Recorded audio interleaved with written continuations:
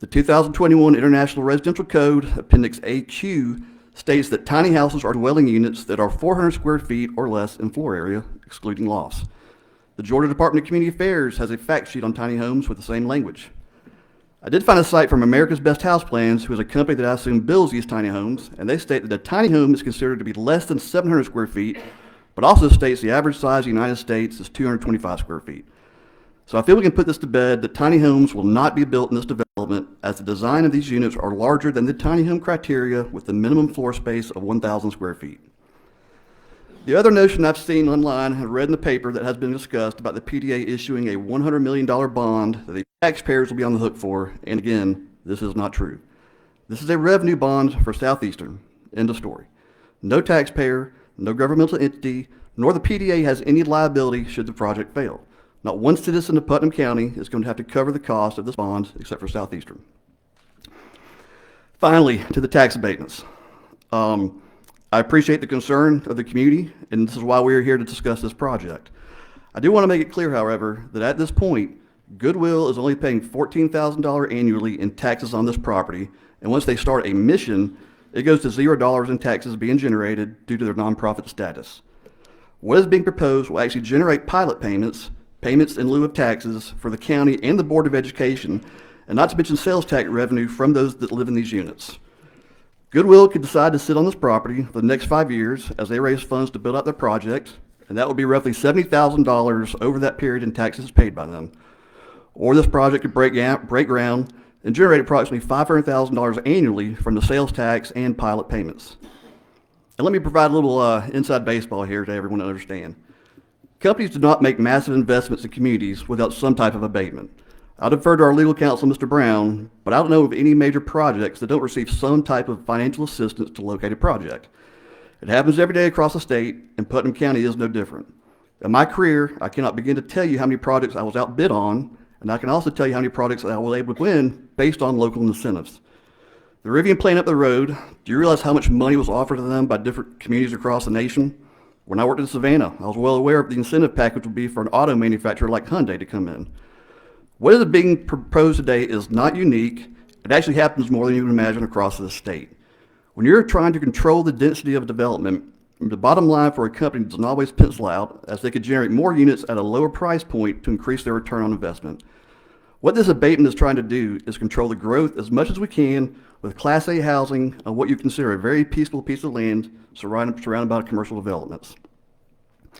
Now, I'll agree that offering abatements here is again, it's unique. I get it, and the board members get it. But we have a national crisis concerning housing, and it affects our town too. In my role at the PDA, I've had the chance to speak with people who live and work in Putnam County, and whose adult-age children work in this community too. But you know what I hear from them? Their kids don't live here because the housing market is limited, or they can't afford it. I did a quick Zillow search yesterday for rental homes in Putnam County.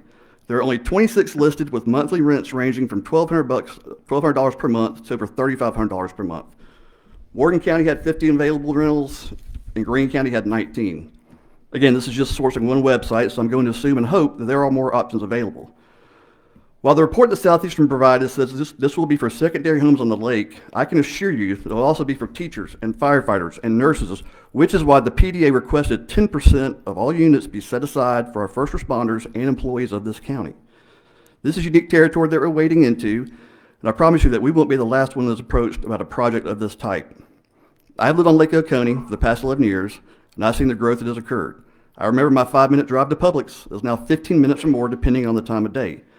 But let me leave you with this. Development is coming as you see all around you, and either you're able to control development as this authority is trying to do, or you're not. You're either able to partner with a highly reputable group as we have, or you don't. Please understand the zoning for this parcel has been approved, and if this project doesn't work out, Goodwill can either sit on this property and pay roughly $14,000 in taxes annually, or maybe somebody decide to sell the highest bidder and put high-density apartments in. I don't know what their long-term plan is, but it's their land, so they can do whatever they wish with the property. The PDA board has done their due diligence in requesting reports from Southeastern and visiting their current projects in Augusta while having very constructive debate amongst the members. There are no under-the-table deals, as has been posted, and this is not a bait and switch, as anyone with any type of development background will understand, because the scope of a project is constantly evolving. I started this position a little over 3 years ago, These conversations were already being had prior to my arrival here. And as stated, the scope, size, budget, and design criteria are constantly evolving during the design phase. The reason that we are here today is to discuss the MOU with Southeastern and the PDA. In the MOU, there is no reference to the Goodwill project, because that will be an agreement between Goodwill and Southeastern. But for Goodwill to achieve their plans and goals for this development, this portion of the project has to come together first. Thanks for your time. Thank you, Matt. Okay, next, and once again, we can say, if you want, Kevin Brown, Matt Mills, or Jim Stiff. Who's next? Jim Stiff. Commissioners, thank you for the opportunity to speak. I know back in 2021, I stood up here and we were able to create the PUD that it basically is the Harmony Road project. And from that point on, I then worked for looked for a developer. For 2 years, I was not able to find a developer. I was not able to find a hotel developer, a real estate developer. And then Matt, who I know from Augusta, we're working with him in a partnership in Grovetown, where we were donated 7 acres in front of an agriburbia development that he has. We actually run the farm. We have a farm manager. Our students at Helms College go there and learn about horticulture. And he said, Jim, this is such a positive partnership. You know, you can't find a developer for Lake Oconee. Why don't we look to figure out how we can have a partnership and develop the Lake Oconee project?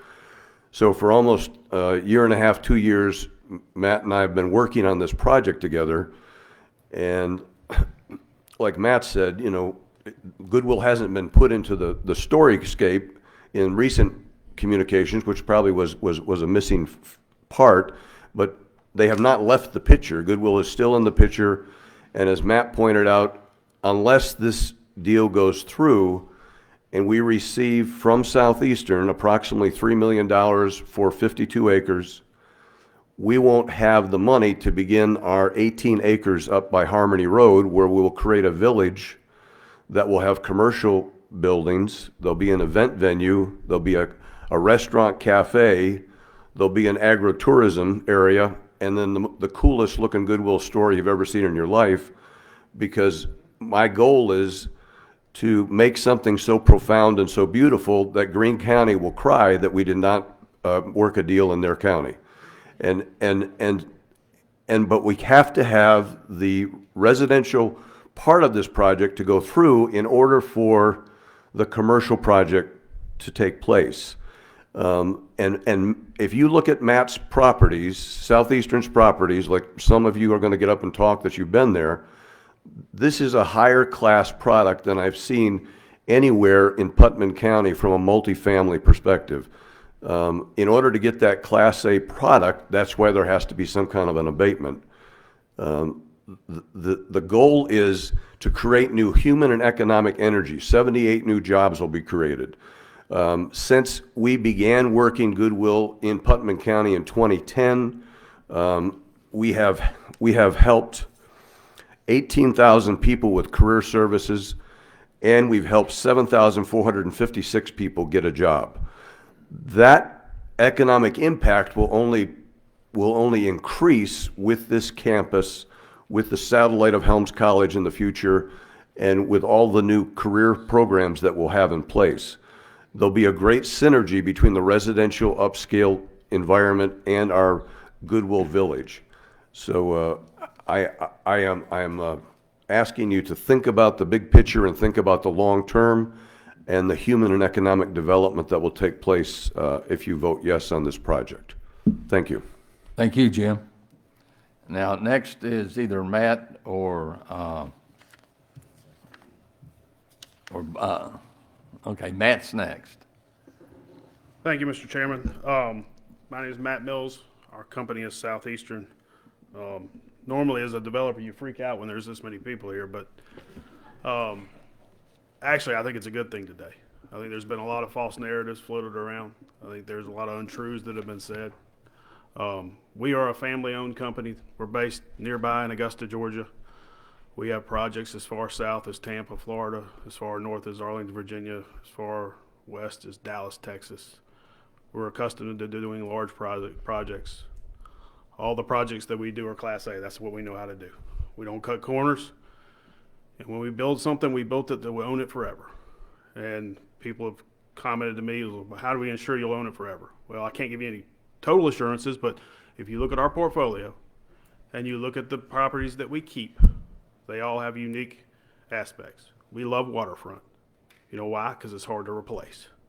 So the assets that we keep, and we keep in our portfolio for a long time, are projects like this that are virtually irreplaceable. If we build a Starbucks, it's on a random corner, we'll sell it. But we do first-class projects all over the Southeast. We've never had to apologize for a project. We maintain them as best we can, because if we maintain them and keep them in great condition, then they get higher rents. I'll allude a little bit to what Matt said. You know, Goodwill bought 70 acres on Harmony Road, and several years ago they got entitled. And so by right, that site is entitled to do a lot of things. The zoning allows for a multi-story hotel. I think the original plan had a 175-room hotel that was 3 stories tall, if I'm not mistaken. It allows for a great density of multifamily. It allows for a lot of retail. It allows for a conference center. It allows for residential product. It allows for agriculture. The point is that the door is open for a very dense development, which is unlike what we're proposing. A developer could come in here and cram a bunch of apartments. They wouldn't have to ask for any permission because the current entitlement allows it. But I don't think that's what's best for Putnam County. And I'll tell you why. When I first came to look at the project, or the property, I asked myself, why do people move to Lake Oconee? And I think it's pretty clear. You move here for a passive lifestyle. You want peace and tranquility. And I would argue that if I'm a resident nearby, I would much rather see the project that we have before you today than a multi-story hotel, a ton of apartments. Here you have an opportunity to control the materials that we use. The MOU has that in there. We plan to use hardy board, stone, brick, all first-class materials. And I think I'll go over a little bit about what is planned, because a lot of the things that are planned are exactly what was in the original plan. Goodwill still plans to build an upscale new store. They still plan to have a career center. They still plan to have a bakehouse cafe. True that when we purchase the property, that'll be the seed money to get started. And those store and the career center and the bakehouse, that's kind of part of phase 1. They probably will have to wait a little bit before they build Helms College portion of the development. And the farm component, I'm hopeful they can get started sooner than later. It's certainly been a success at our development in Augusta, and it's been a good partnership. But we plan to partner with them for the long haul. We have a small number of cottages. In our plan, it's not a multi-story, 175-room hotel. It's 31 cottages that will be rented for the weekend or for the week, not nightly. We also have 52 houses that will be sold fee simple. So we're going to have a beautiful clubhouse down by the water. It's going to have a nice pool, great green space, community dock. And these houses that are sold fee simple will have the use of those amenities. I would argue that it's very conservative to say that those houses will sell for $500,000. So with those for sale product, if you use the county's tax calculator, that's like $3,400 a year in property taxes. And when we sell it out, that's $190,000 in property taxes that you will be collecting that we're not asking for an abatement on. Those are 52 houses that will be sold fee simple and be taxed just like anybody else. If they sell for $600,000 or $700,000 a piece, they'll be taxed more. Nobody's spoken about the hotel motel tax. We're building 2 and 3 bedroom cottages, 31 of them. Everyone else, every other thing that we build in there will be restricted from doing any short-term rentals. The houses that we sell fee simple, there will be restrictions. They cannot rent short-term. And a lot of the townhomes and the paired houses and the mansion flats that we build that will give us a great variety of product, those will be long-term rentals. They will be a minimum of a year. But back to the hotel motel tax. If we just rented those for $300 a night and applied a 70% vacancy, which I'll say $300 a night for 2 or 3 bedrooms is very, very conservative. But if you did $200 or $300 a night, you had a 30% vacancy, so they stayed 70% full. That would create another $190,000 in, based on my math, at 8%, which is what the state law is. That's another $190,000. So you've got a payment in lieu of taxes, which we've asked for in the abatement. But there's a payment in lieu of taxes. In year one, it's $127,000. By the end of the term, 20 years, it goes up to over $200,000. But just in year one, if you take those hotel motel taxes and you take those taxes from the fee simple sale, and you take the payment in lieu of taxes, you're at $500,000 that the county's not getting right now. Right now, they're getting $14,000 a year. If we build this, that's $500,000 a year, and it doesn't count. Even if only 2 people per house lived in these things, which you're going to have 3 bedroom, 4 bedrooms, it's going to be more. That'd be 550 people that they're going to shop in Putnam County.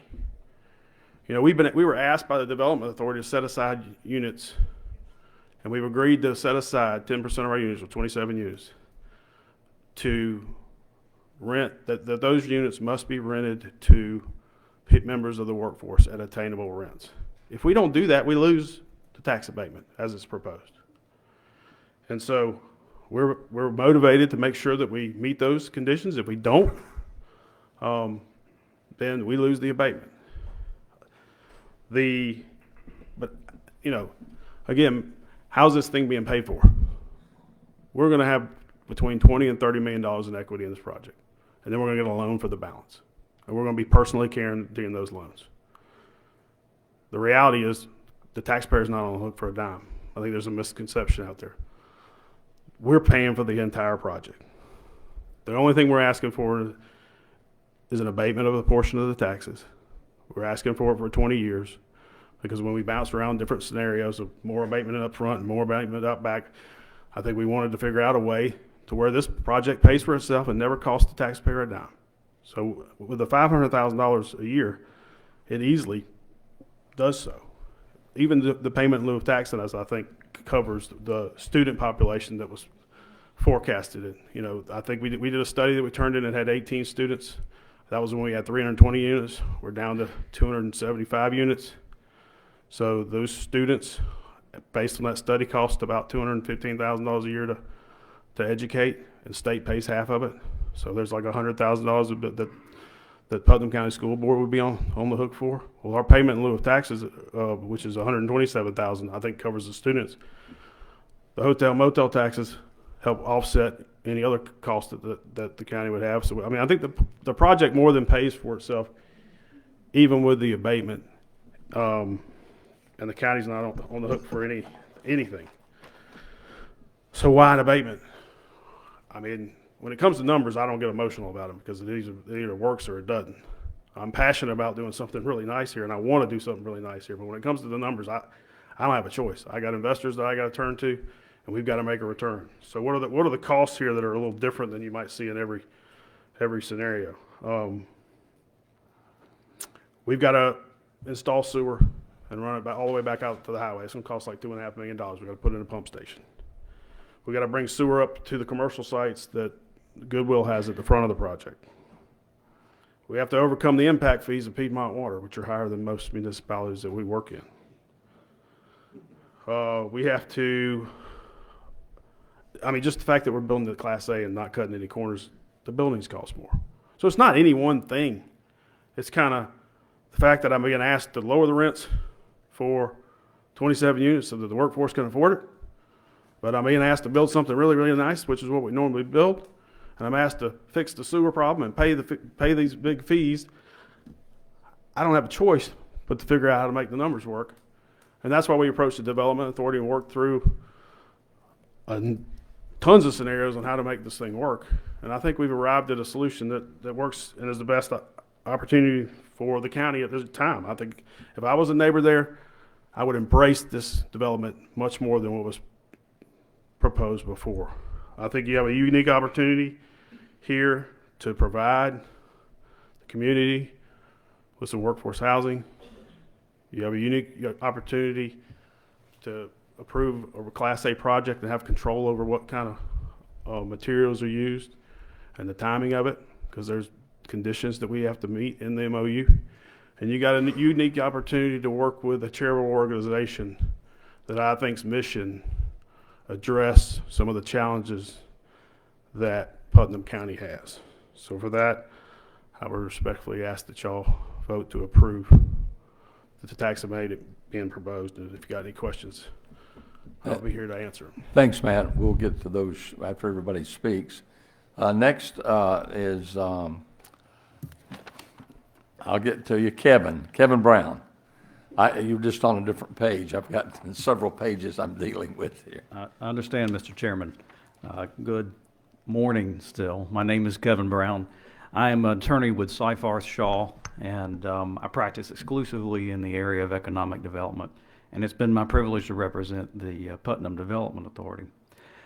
Looking here before you today, you've heard a lot already. You're going to hear more. I wanted to go over quickly what the Putnam Development Authority is requesting of you as commissioners, and then quickly what the project is and why the PDA is involved.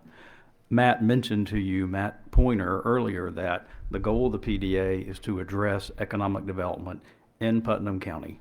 Its members are appointed. It's 5 members. Some of them are with us here today that could be by you in order to help facilitate that. They serve without compensation. And this project was one which is addressing one of the items which the PDA is tasked with dealing with, which is how to address worker deficiencies, unemployment gaps, and what we need to do in order to fill those. As we look at housing availability in Putnam County or the surrounding areas, one of the things we've heard continually is that we don't have enough rental housing, or we don't have enough housing that would allow for rental for not only for our workers that are going into private industry, but also into the public sector. And so what the project here, which is important to the authority, is to be able not to have the limitations. The word affordable housing has a lot of connotations to it that people are afraid about. And so the authority sought to find a way, working with Goodwill and a developer, that would provide units for rental housing that would be at market, that would first be reserved for in 2 categories. And that's on the first page of the MOU that you have, which is first for county employees, county constitutional officers, Board of Education workers and teachers. And then second, if those are unfilled, then to medical first responders, paramedics, and to retail and hospitality workers. And as we all look at, what these apartments are, and the idea is that the units and the contiguity of the development is only involving the rental portion. And one of the questions that I've had from members is, why 20 years? Why would you consider a 20-year abatement? And as you've already heard, there's a monetary component. The abatement builds up over time. But if you need to have the ability to have control, you can't do it over a short period of time. It takes 3 years just to build the first few sections. And the PDA looked at this for a matter of control. And as Matt noted, they have the ability to sell the project, Matt Mills noted, but they can't sell it without the PDA's permission and continue the tax abatement. So yes, the tax abatement is lost if they sell off the project, if the homes are sold to private individuals. One of the questions that you may have is, can any other developer come in and ask for this? And the answer is always the same. If a developer comes back and asks for this, they have to go through the PDA. It doesn't come to the county. The PDA has to make a decision first. Is this an economic development project which will further the goals that we've been appointed in order to fulfill? So it doesn't break a wall. And we've done this before in Putnam County. We've done a 20-year abatement deal. with Rock Eagle Technology Park, and it was for the same reason, control. You need to have control for a longer period of time in order to be able to make sure that that property is going to be developed such that the incentives that are offered get the bargain that's being made. And the bargain here is to make those units available, to build it over time, and to encourage the developer to hold that property for a period of time. So what are you being asked to do here today, and why did the PDA come to you versus its normal routine, which is to work through the tax assessors and the tax commissioner? Other projects have been done that way. And the reason is because the PDA is treating this one differently. It's in-housing the pilot function so that it can control, it can monitor, it can maintain this project. And while the assessors have statutory abilities, they don't have the ability to look at a property and say, well, you can and have not met rental requirements. So the PDA is internalizing that. It's creating a payment in lieu of taxes. And in the event that that payment in lieu of taxes falls under certain statutory rules, the PDA thought it better to present it to you as a pilot payment, which requires the approval of the taxing authorities, both the county and the Board of Education. So those are the reasons it's here for you today, in addition to deference to you as the commissioners. The members of the PDA do so in a way that they would like to be able to answer these questions. They're here today, they have the representatives, but the goal is to be able to provide answers to these questions and others while also meeting their mission. And they take it seriously. We've got to have places for workers to be able to live, and our community needs places for be able to have workers to live. If you've got any questions, I'm glad to answer them, and we appreciate your time for here today. Thank you. Thank you. Now, we'll move along, and we have a long list, and so we'll go to the people that signed in first, and I have the sheets numbered 1, 2, 3. First on the list is Connie Covington. Connie?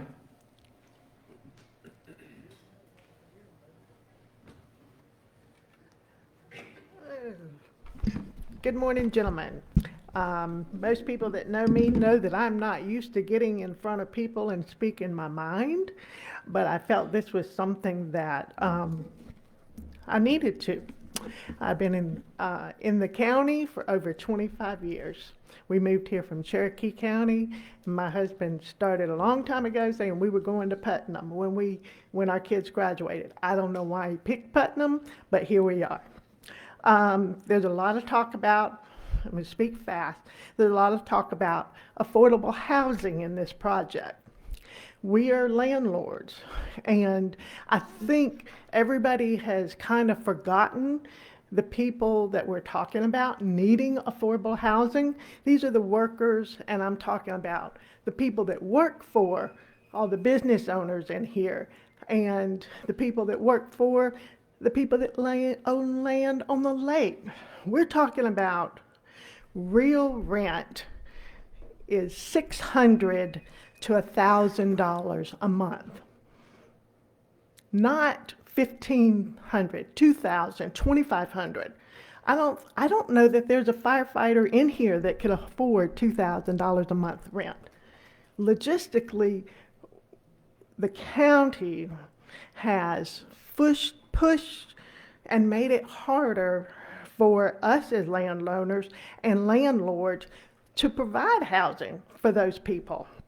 Why is it that you can put a 10,000 square foot house on less than half an acre, but you want 5 acres for a double wide? Never mind, you don't even want a single wide in the county anymore. But these are the things that people, the working class people, can afford to rent. If you want to really provide affordable housing, that's what you need to look at. That's what you need to look at, the small people that are in the county trying to provide that type of housing. Make it easier for us to get approval. A 24-year tax abatement, that is ridiculous. We're looking at Harmony Road. Have you been down Harmony Road lately? It's already falling apart. And then you're talking about more traffic, 500 more cars a day. That's just that one development. We've got 3 other subdivisions on that road that have already been approved. They're already adding cars every day. We're talking 500 more cars a day on a road that's already falling apart. The issue is not necessarily the size of the housing in this development, But the number, we followed the project since the beginning, and it's changed a lot. It's changed a lot here and that. I may not have all the facts of what's going on, but the gist of it is we can't handle it, and I don't feel like you're looking at the best interest of the average taxpayer in the county. Thank you, Connie. Next on the list is Bill Wilkinson, and I'm hoping I'm saying that right. Good morning. As indicated, my name is Bill Wilkinson, and I actually live on Lakemore Drive, directly across the street from where this development will be. I've owned my house now for 11 years. We've lived out here full-time for the past 4. Around 4 years ago, when we were getting ready to move out here full-time, we were presented by a plan from Goodwill to develop the 71 acres between Lakemore Drive and Harmony. We were given the opportunity to meet a number of times with Goodwill, Jim Stiff in particular. We also met some public forums. We were able to voice our concerns. Our concerns were listened to.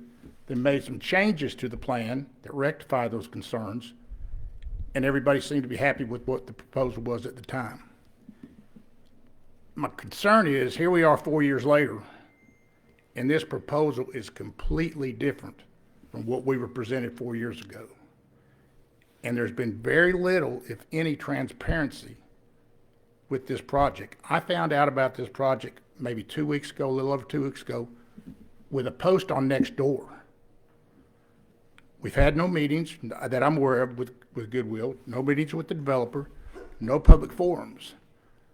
I would argue that the majority of the people in that vicinity have little or no idea that this proposal is even on the table, much less having had an opportunity to review what's in the MOU. So I would suggest or request at the very minimum that this board consider tabling this idea until they can have some public forums, they can meet with the public, they can meet with the people that are impacted. Like I said, I'm right across the street, very much impacted. And what concerns me, I did read the MOU. I have reviewed the policies. This MOU allows for up to 8 single-family units on an acre. Lakemore Drive, as well as Lake Drive across from this development, you have single-family homes sitting on an acre. 1 family on an acre versus 8 families on an acre. That's just not consistent with the area. Do I agree that there's some need for multifamily housing? Yes. Is this the location? Likely no. So I would suggest and I would request that the board either consider tabling this motion at the time or vote no on this MOU as it exists.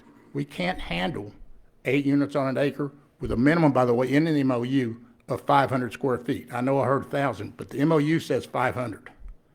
So I would consider, let's looking at this MOU, presenting it to the public, let people have comments, and then reviewing this at another date.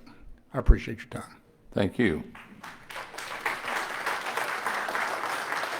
Next on the list is Aaron Olson. Aaron?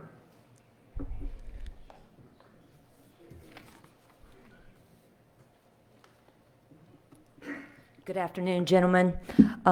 If everyone in the audience could stand up if you're against this. Ma'am, you please face the... I don't think I have to. Mr. Would everybody Attorney. please stand if you're not for this project, please? Stand up. Tell the county. First of all, I wasn't going to say this, but this whole rumor about it's not tiny houses, has the PDA read the Code of Ordinances that defines tiny houses? This is the Putnam County Code of Ordinances. We don't have to go looking anywhere else for a definition.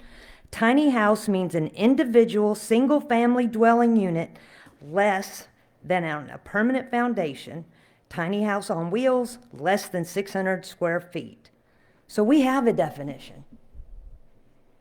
If you don't want information being put out in the public that's accurate, then get accurate. The MOU says 500. The definition of the ordinance is 600. It's not rocket science. Anyway, the other thing I wanted to say is this is their marketing analysis.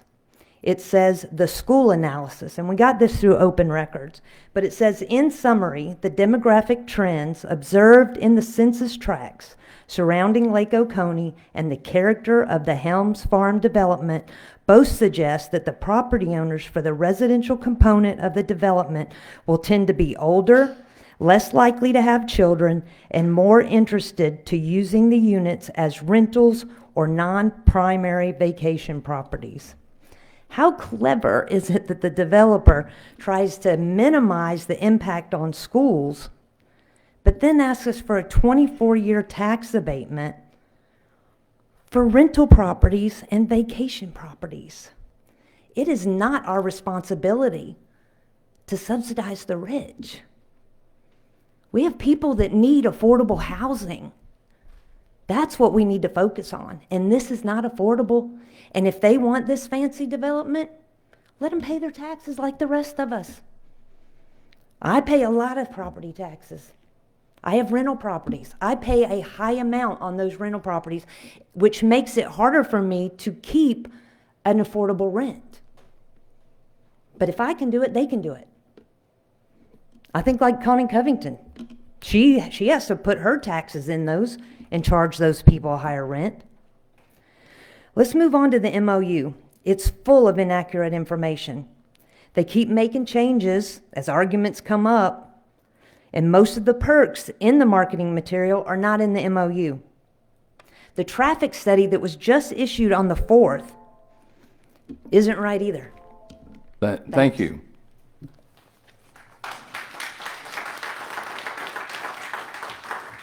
Next on the list, and I believe it's John Fox, is that correct? F-O-X? The X didn't come out. Or is it John Foy? It says, and it's 117 Sugar Creek Trail. Quick question. If you want to defer to me, I'm further down the list. Can I speak now, or you want to wait till my name's on the list? Are you on the list? Okay. If you're substituting for him, come forward and give me your name and I'll check you off. Is it Fox or Foy? Fox. It just didn't come out on the sheet. Yes, sir. Yes, sir. Now, what was your name? Eddie Wilkerson. Eddie Wilkerson. I have you right here, Mr. Wilkerson. Go right ahead. You got 3 minutes. Okay, sir. First, I hate to say, I've been there 30 years. Putnam has nothing.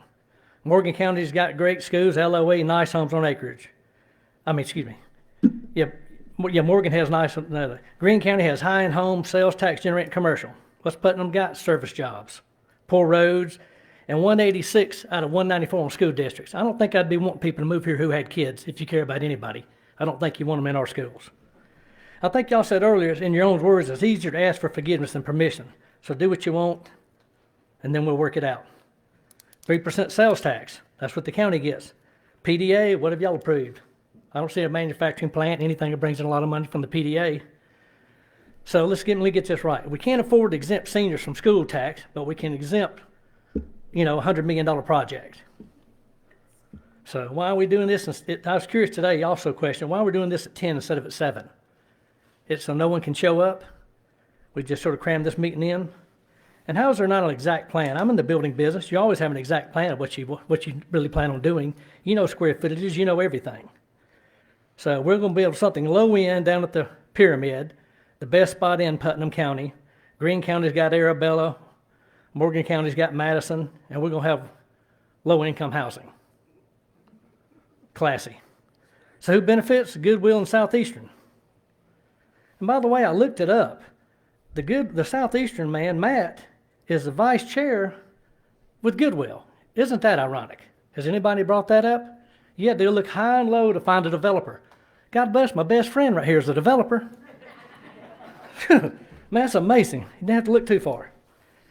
So, apologize if I insult anybody here, but I mean, it walks like a duck, it talks like a duck. I think it's a duck. If y'all want to screw us, go ahead and do it. But just remember, you can always be one and done. Thank you. Next on the list is Tom McAdams. Okay, he is deferring. Greg, is it Stewart? Yes, sir. Greg Stewart, please. Morning, thank you for the opportunity. Really, I don't have a lot of comments as whether I have some questions.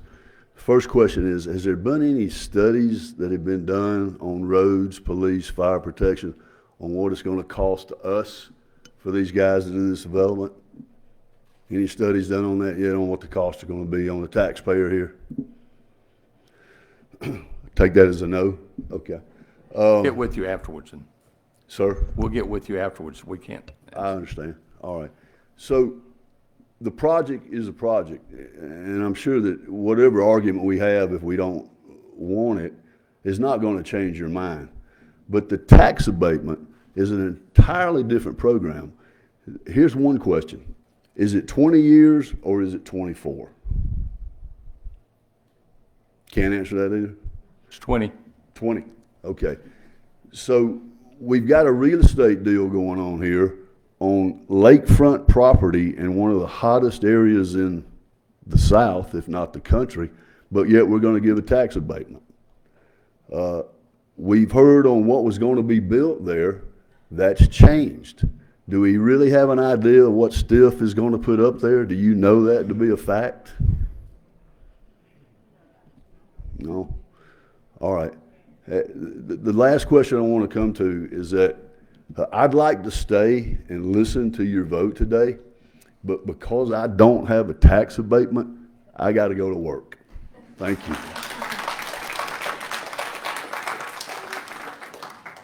Next on the list is William Vargo.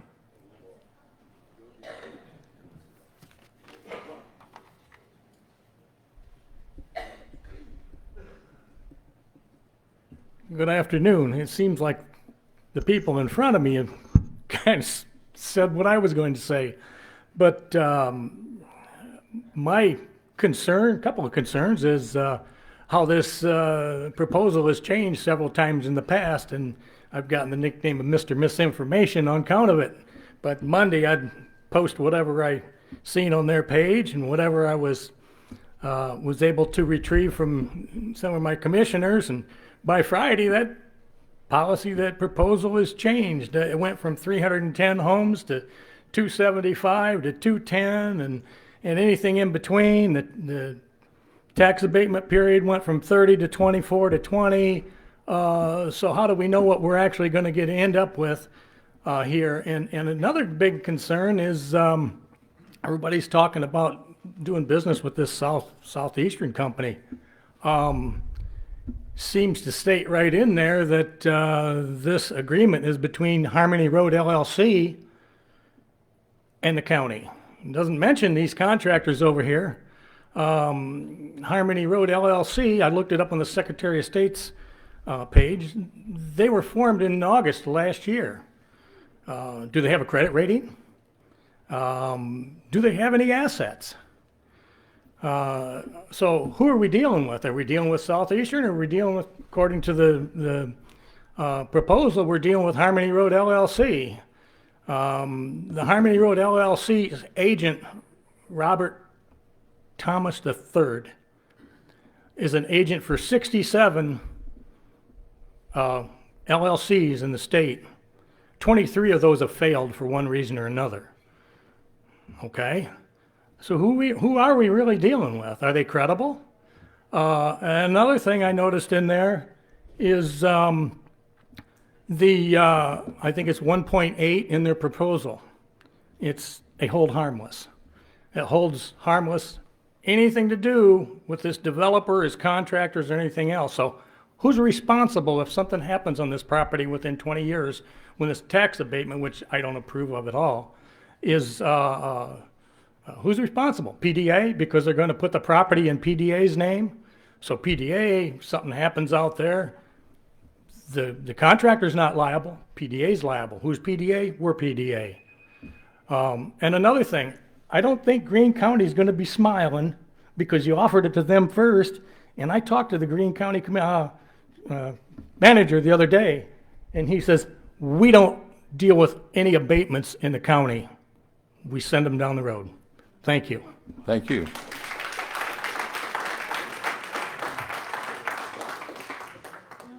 We're moving to page 2 now, and Libby Chapman. Libby?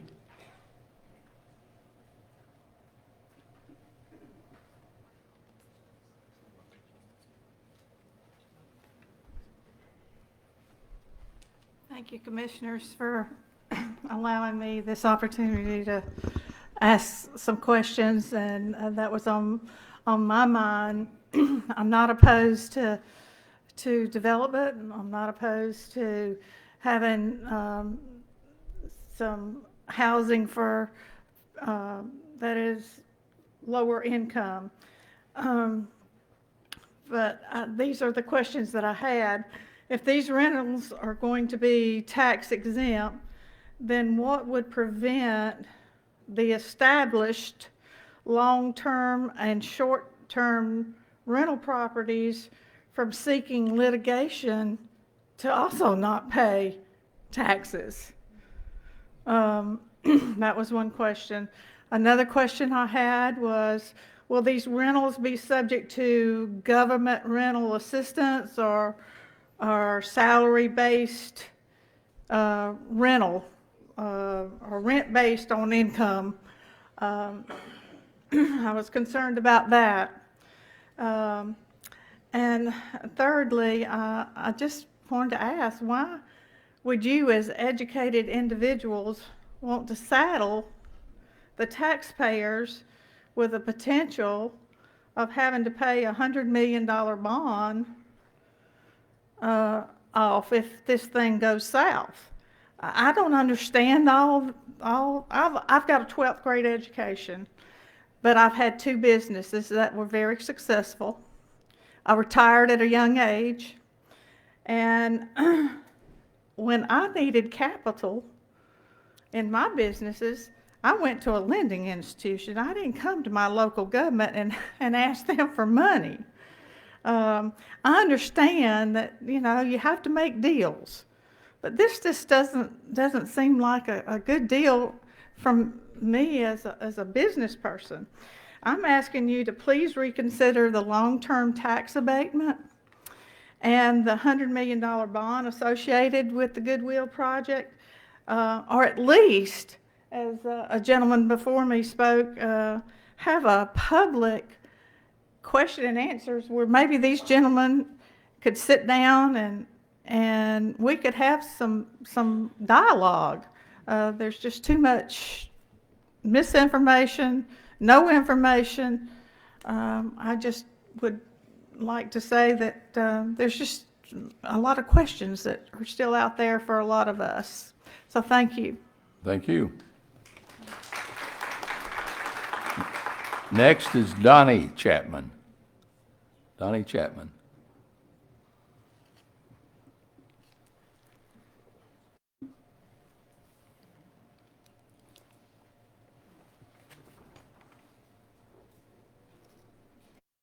Thank you, Board of Commissioners, for allowing me to speak today. As you probably hear in a few minutes, I'm Libby's husband. She's my better half. She's the most intelligent one, and I feel a little bit intimidated by following her up here. But I totally agree with progress. I understand the need for affordable housing, and I don't want to begrudge anybody by not having that opportunity to live and to work in Putnam County. But I'm a numbers guy, all right? And with the numbers that were presented today and by Dr. Hershey last week in the paper, and I mean on January 30th, the number was 275 build-to-rent homes, and the average rent was around $2,000 a month, all right? You take your little calculator there, and that's $440,000 per month. Times 12, that's $5,280,000. Times 20 years at this, that's $105,600,000. And you're trying to give a company that can generate that kind of revenue and a tax abatement. I don't think that Putnam County needs to do that. I live and work in Putnam County. I build homes and do renovations. If you guys would give me a tax abatement, I'd take it too. And I don't, I don't begrudge these guys asking you, but you don't have to do it. Let's do the right thing. You guys dropped the ball on the STRs. You guys dropped the ball on the Splash 10. Don't drop the ball on this. Do the right thing. Do what's good for Putnam County. Thank you very much. Thank you. Next on the list is Susan Larson. Honorable Commissioners, and especially Dr. Hersey, whose letter to the editor also inspired me to come here this morning. I'm a number geek too, and I saw his $4 million cost of whatever. I don't know what he was basing that on, but I'm basing my $4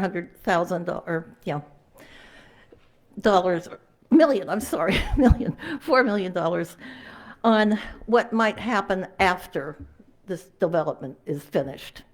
Okay, 275 homes, let's just use round figures, ballpark figures, 250, let's say 250, there are 2 children per house, that's 500 kids. School buses, approximately 50 kids per bus. That would mean 500 kids, that would be 10 buses we would have to buy at $150,000 each, so that's $1.5 million there, and that's just, okay, a one-time cost. For trailers, we'd have to put up trailers on the playgrounds at the school because that's the only place there is to put them. There's a legal limit of 25 kids or so per class, so that would be 20 trailers we would need. At $12,000 each, or $120,000 each, and that includes delivery and installation. That would be $2.5 million. Okay, so we have 1.5, 2.5, we have $4 million just for that. And those are just one-time charges. Oh, and plus supplies. I added desks and books or whatever, just kind of random.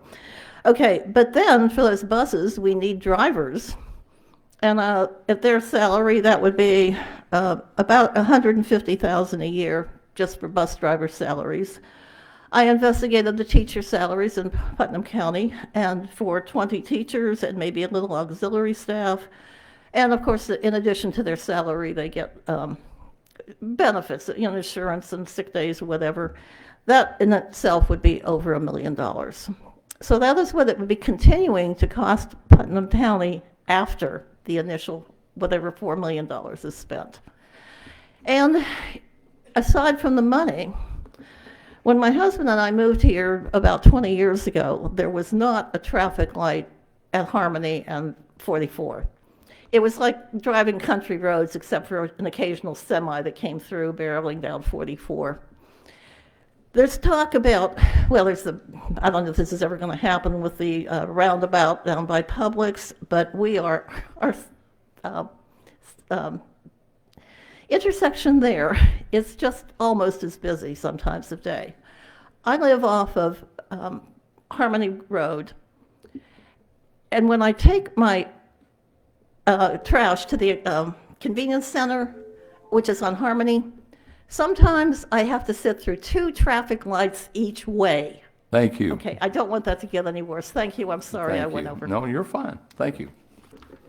Next on the list, Barbara Vargo. Barbara?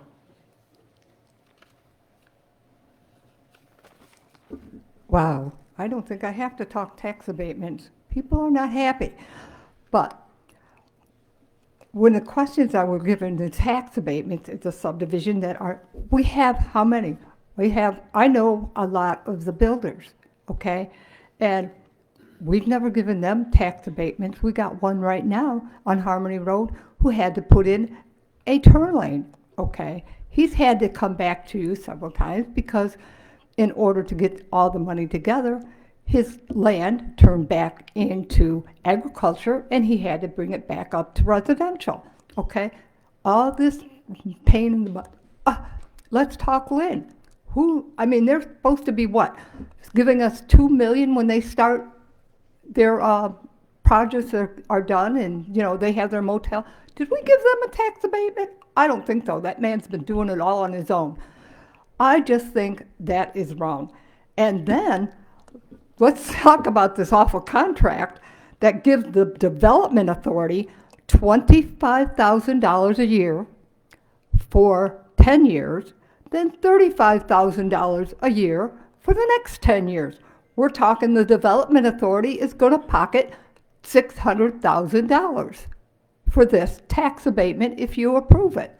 I mean, why give it to the development authority? Why don't we give it to the tax commissioner to pay these taxes that we're abating? This just doesn't make sense, okay? And the next thing I have a problem with is when this first started out, I was excited. I am all for business. And when this came in 2020, I was saying, yes, how long? Let's get it started now. And I'm told, well, Barb, it's got to take 13 years. Give them time. Okay, I'm being patient, but every time I turn around, it's something different, something different. If they'd have stayed with what they had, I was excited. I still wouldn't give them a tax abatement, but I was excited about it. So if we're going to do anything, why don't we just turn it into a motel? I want a water park. That'd be a great place. Let's get somebody to talk to somebody about a water park. Or let's make it the convention center motel that everybody around here is talking about.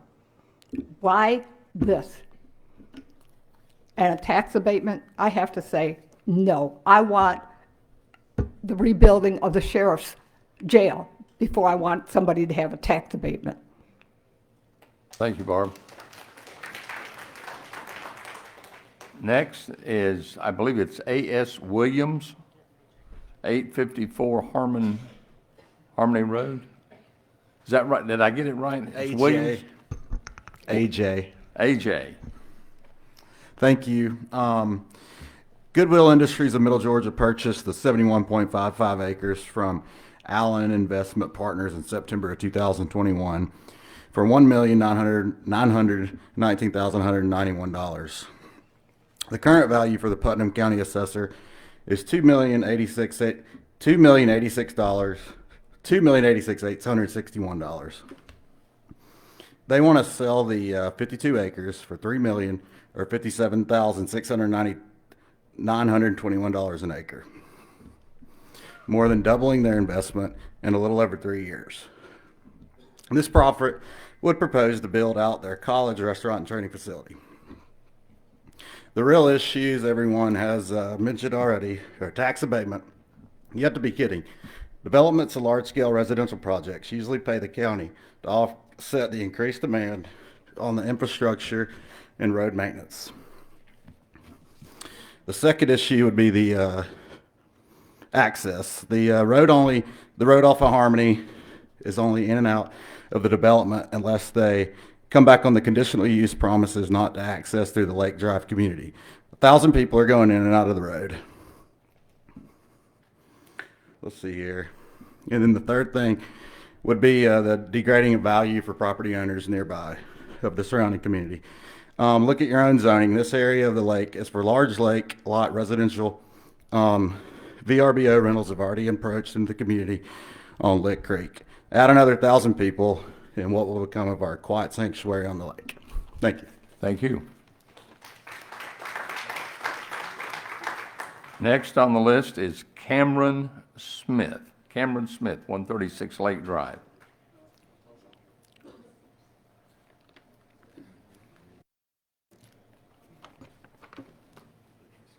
Good afternoon. Thank you for allowing us to speak today. I don't have to go into too much detail, but this is one of the prime properties in Putnam County and on Lake Oconee in this area. For whatever goes here, I'm all about progress. I'm in the real estate development world. We want it to be a lasting impact that doesn't become an eyesore. The amount of misinformation that's been thrown around makes it very disturbing on our end to understand what is actually going to take place here. I don't know that y'all have a true understanding of that. I've gotten mixed opinions about that. So I want to make sure that y'all take the time to truly understand what this project is and how it will impact the community for the next 20, 30, 40, 50 years. You can't just develop a project like this with a 20-year tax abatement and then go in there and bulldoze it because it gets to 25% completion and then doesn't work. I think that the numbers that were stated earlier from a rental impact in terms of hotel motel tax and property taxes that will be generated from this were grossly inflated. I don't know that they truly understand the market and the impact of that. The short-term rental tax, the hotel motel tax is good when it works, but $300 to $400 or $300 a night, excuse me, for 31 or so short-term rentals in that area, probably very unrealistic to generate $194 or so $1,000 in income for the hotel motel tax, especially within a 1-year period.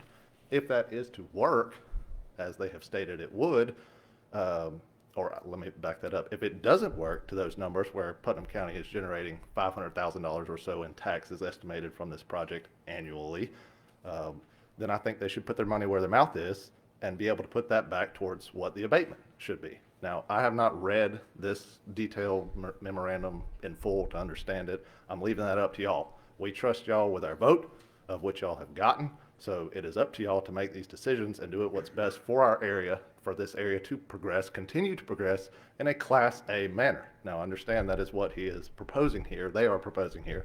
And if that is true, that is great for our area. However, it needs to be done in a very well managed, and y'all have the responsibility or the opportunity today to decide on whether or not that abatement goes through, which is a large part of this deal for them. So it can make it or break it.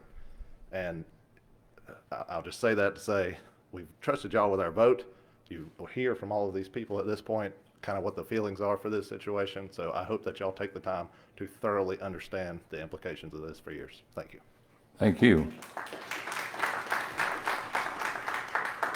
Next is Tracy Hall from 253 Lock Way. Tracy Hall.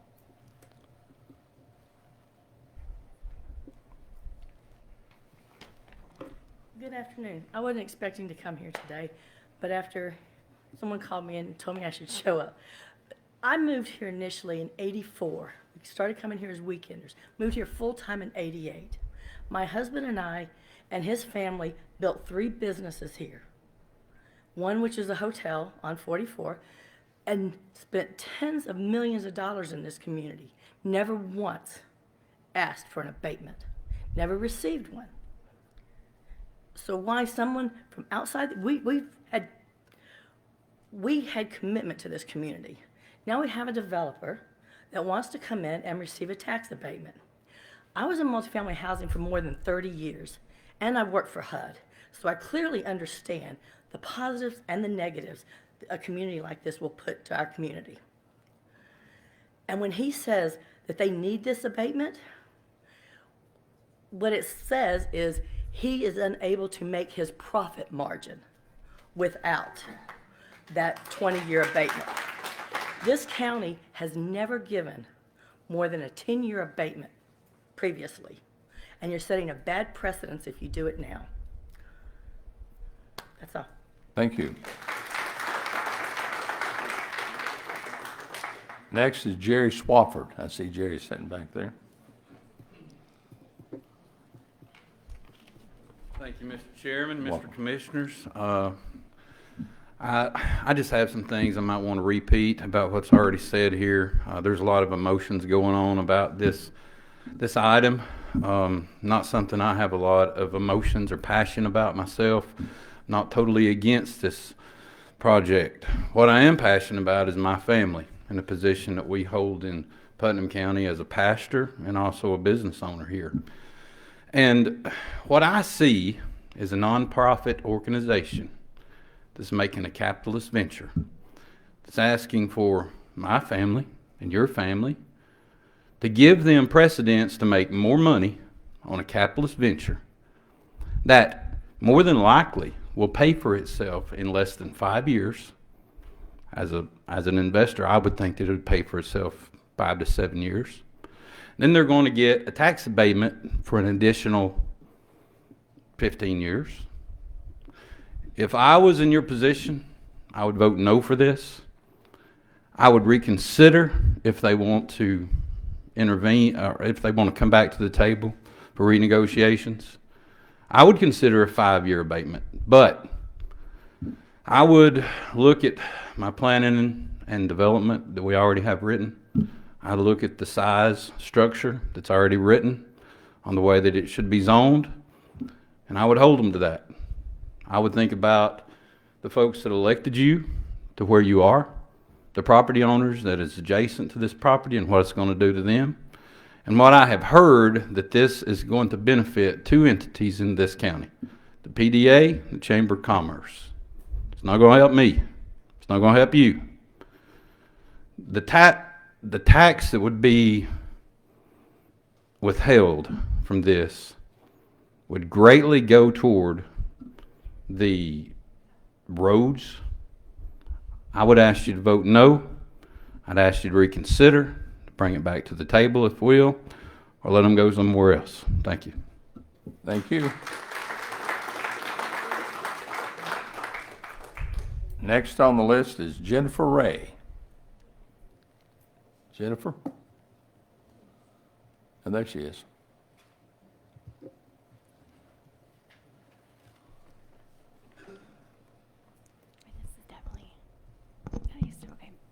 Good afternoon. My husband and I lived in Putnam County since August 2003. Eatonton did not even have a Walmart at that time. Putnam County has grown significantly and will continue to do so because it is a great location, centrally located in Georgia, and we have two beautiful lakes within our county. Over the past few weeks, I've dug into the development details and had the opportunity to speak with the Putnam Development Authority Chairman Walt Rocker. Matt Pointer was also helpful. And yesterday I talked to Southeastern's Executive Vice President Matt Mills.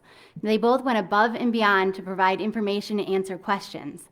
Regarding the Helms College, I ate at their Edgar's Bistro in Macon a few years ago with coworkers. I enjoyed it so much I took my husband there. The prices were fair and the food was great. Truly an innovative concept to train culinary students and allow a restaurant to be part of the classroom. If executed correctly and in a way that is fair to everyone, especially the taxpayers, this development with Goodwill Campus could be an excellent addition to our county. But I have two very serious concerns. I am concerned about the length of the abatement. While I understand the principle of it never hurts to ask, I believe that the current proposal asking for 20+ year tax abatement, 20 years and also no taxes during 4 years of construction, is not fair to the county taxpayers who already struggle with increased costs of everything. There are senior citizens who have to decide if they should buy food or medicine. You need to do what is right for them and so many others. Also, what kind of precedent does a 20-year tax abatement set for the county going forward? My second concern is the memorandum of understanding. It's concerning it does not explicitly mention Goodwill and Helms, which I think are really positives in the whole entire project. There are numerous discrepancies, including the square footage requirements of the units. While I've been assured, in conversations with Mr. Mills, that they would be 1,000 square foot, it says 500 square feet. And what's in the MOU, it's very important that it accurately reflects the details to avoid any potential misunderstandings or disputes later. At the end of the day, what matters is what is in writing. And I recall previously our county was sued and lost that lawsuit due to a semicolon. So obviously punctuation matters as well as words. Thank you. Thank you. Next on the list is Derek Austin. I believe Derek has left. Did he? So Derek has left. I did call his name. After Derek is Billy Webster.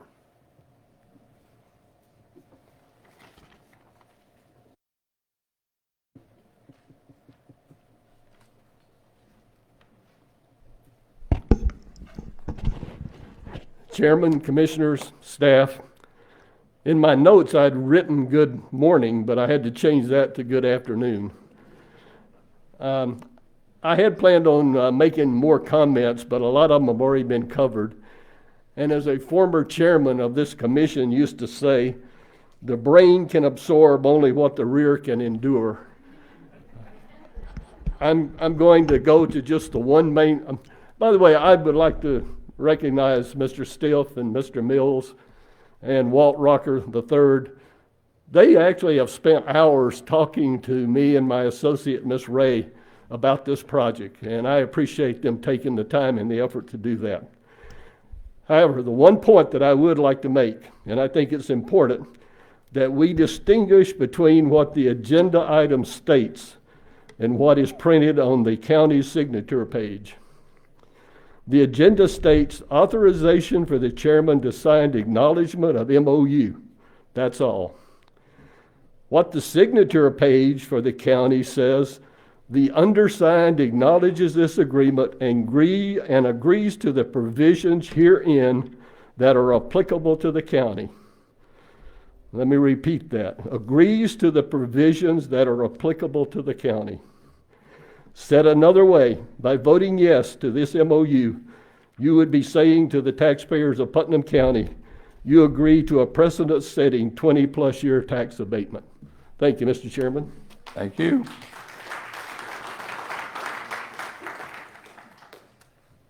Moving to page number 3, Rick McAllister.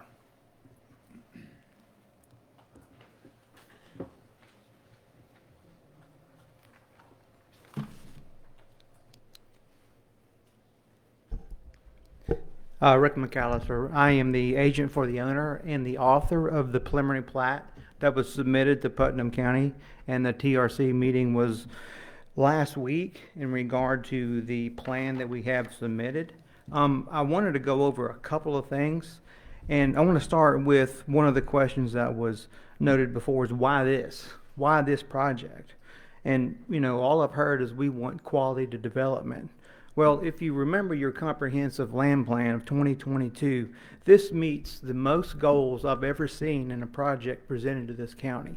Under economic development goals, encourage development that leads to job creation. Under housing goals, ensure quality housing for all residents by encouraging, and this word is important, fostering a variety of housing options. And land use goals, continue the efficient use of land throughout the county. Within that comprehensive plan, you have a category called mixed-use development.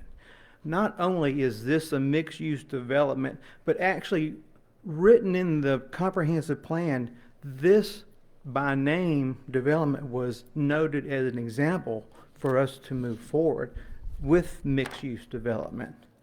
I'm going to try to just touch on a couple of things that I heard throughout the presentations we've done. Number of units in the development.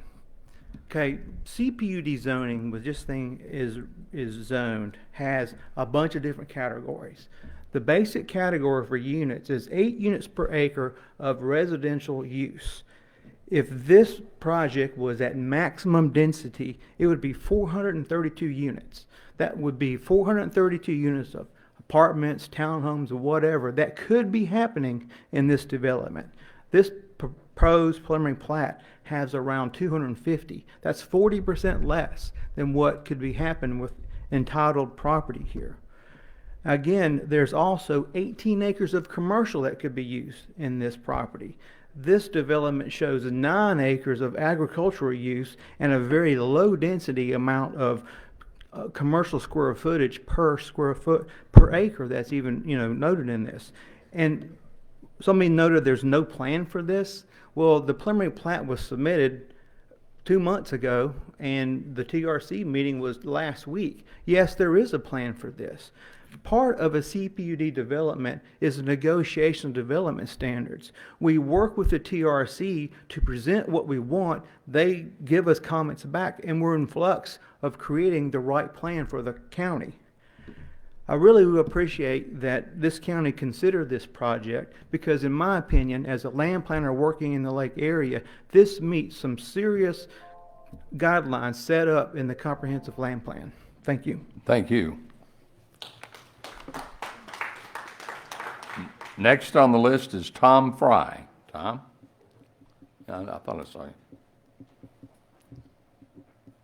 Hey, good morning, gentlemen. Thank you for giving me a chance to speak. I'm in a little bit of a unique situation in a couple of ways. This property that we're talking about touches my property line where my personal home is, and I also have a commercial property that is directly across from it, so it's a little unique to me, and I'm concerned about what goes in. So since the very start of this project, I've been in contact with Jim probably 2 to 3 times a week. Emails, contacts, been down to the Augusta project twice. Met with Matt, went and visited the developments that they do, done a lot of research on their company. And if anybody's informed Well, it's your own fault because they've been transparent, accommodating, and as nice and forthcoming with anything that we've asked.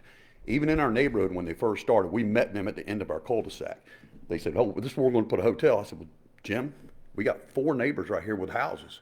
Is it fair for them to turn around and look at a hotel? Immediately, he said, you know what? That's not going to work for us.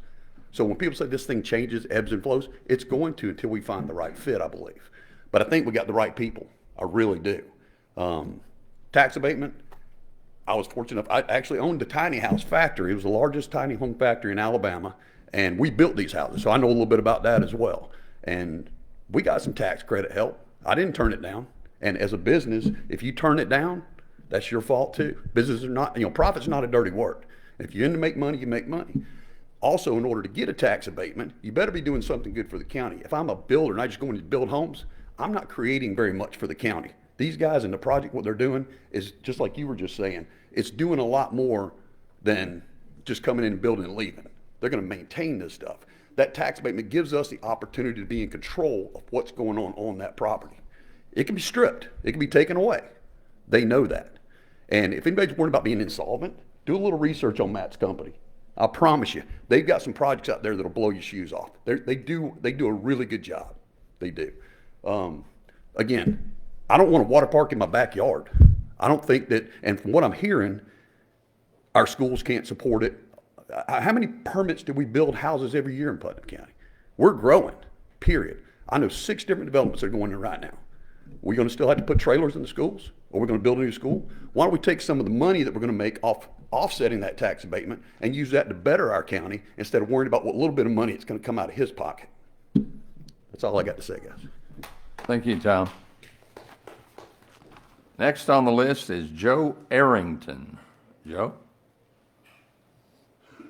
Is Joe Arrington here? I don't see any movement. I made it note that I did call Joe Arrington, who has signed in, 742 Gray Road. And Nick Frederick, 108 North Hidden Lake Drive. Okay, Nick has passed. So that will conclude the 3 pages, and I've made notes on that of the folks. I will turn that over. We are now to authorization for the chairman to sign acknowledgement of MOU, it's a Memorandum of Understanding between the Putnam Development Authority and the Harmony Road, Georgia, LLC. Before we start, County Manager Paul, do you have anything you want to put in? No, sir. Mr. Attorney? Then we're ready to move forward. Do I hear a motion? Mr. Chairman, Commissioner? I move that we not sign this acknowledgement.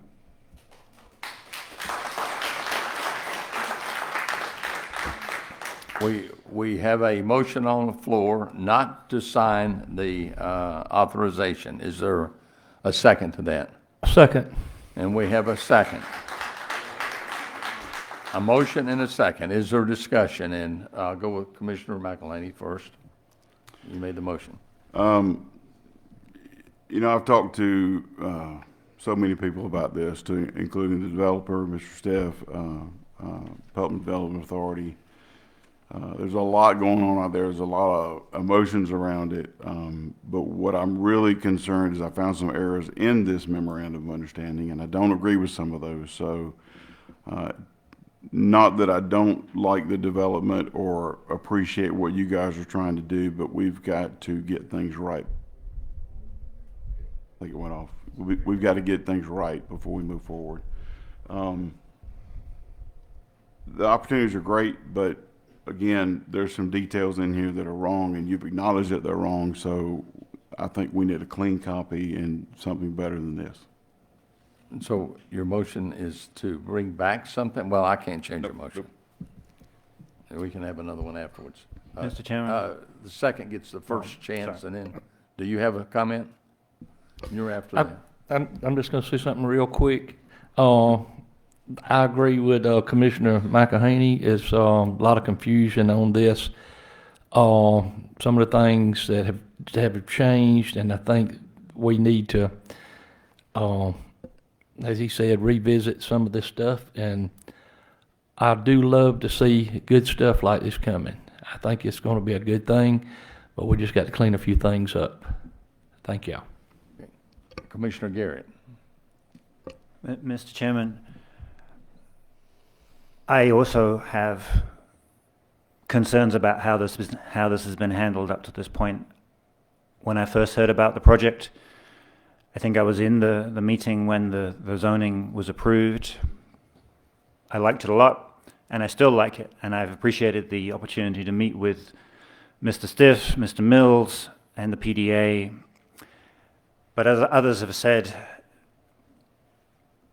I'm glad we had some speakers in favor, and I think there are reasons to be in favor, but there's such confusion, different perceptions, that I'm not comfortable taking the position that we have or we need to make this black and white decision at this time. So I would like to make an alternative motion that we table this acknowledgement for, You're amending the motion?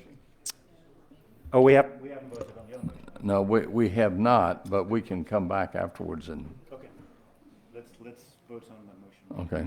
Commissioner Hersey, do you have anything? As usual, I have quite a bit. First, I want to address the issue of why it is we're here. Is it because the MOU promises to pay pilot payments in lieu of taxes?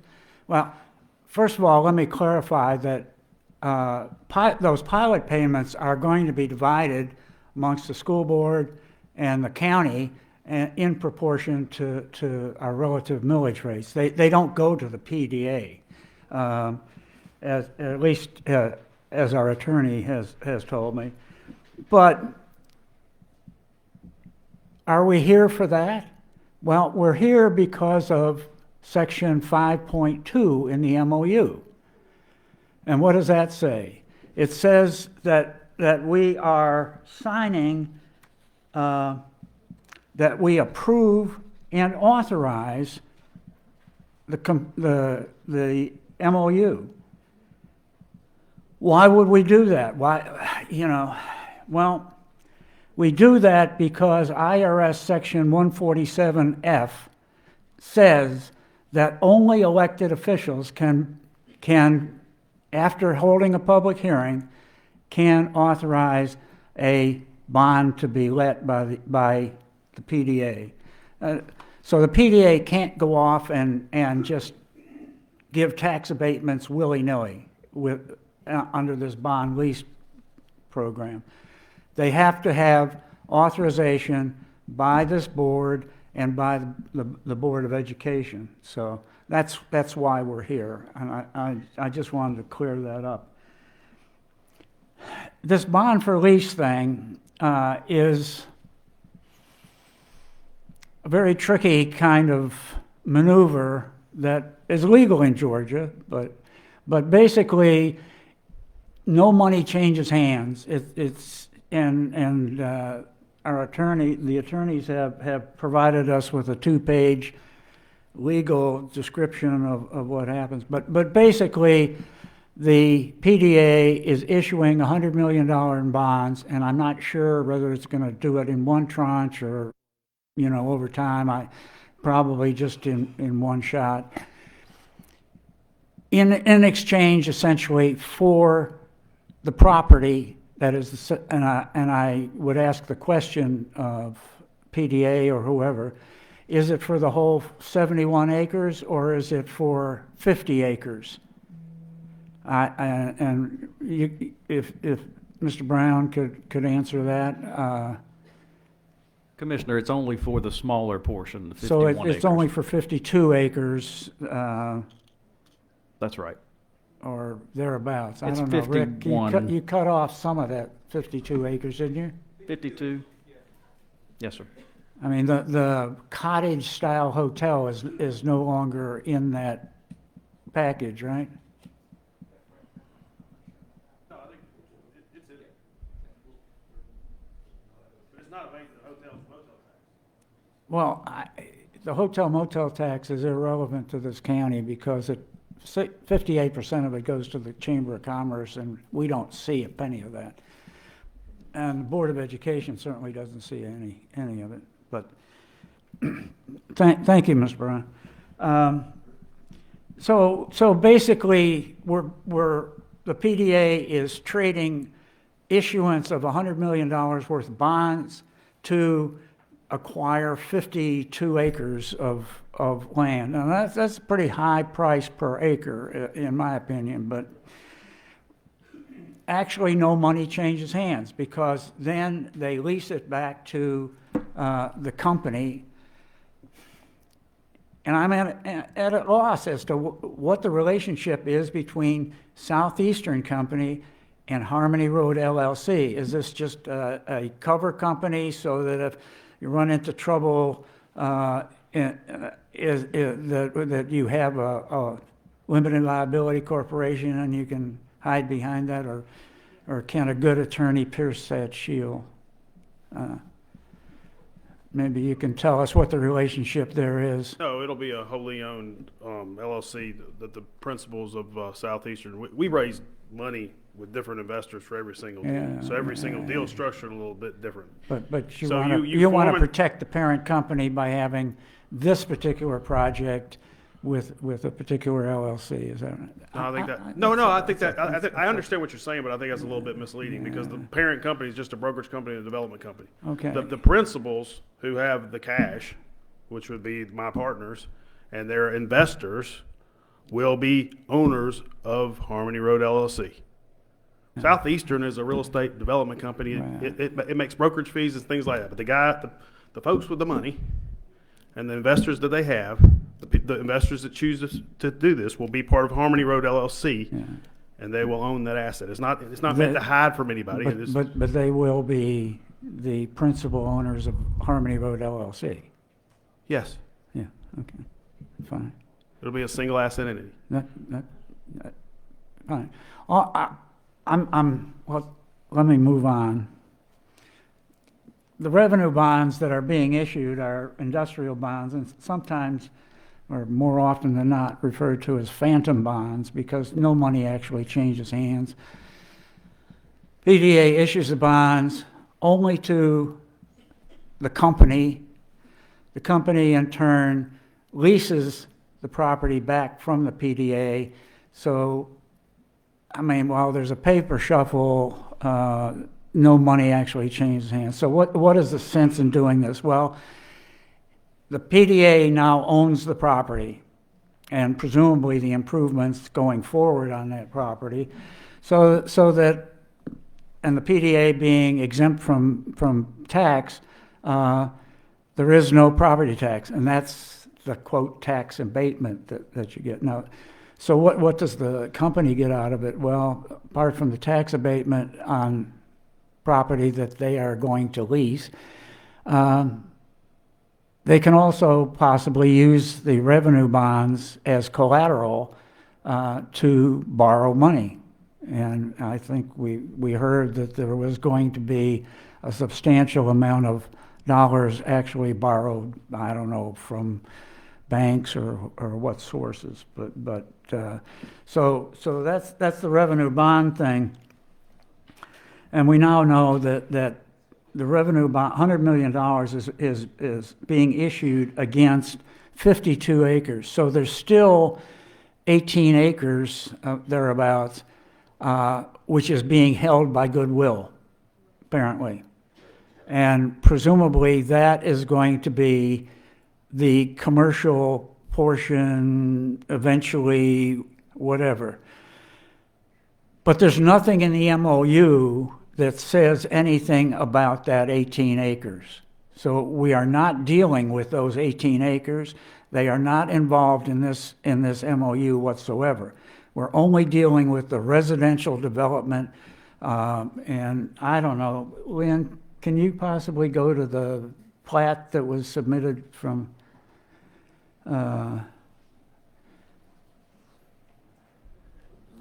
No, we don't need the pool deck anymore. We're done with that one.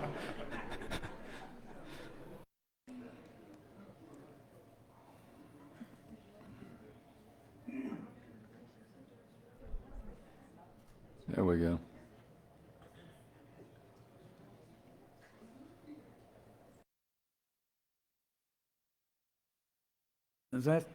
No, that's not the one is that the one I sent you? Mm-hmm.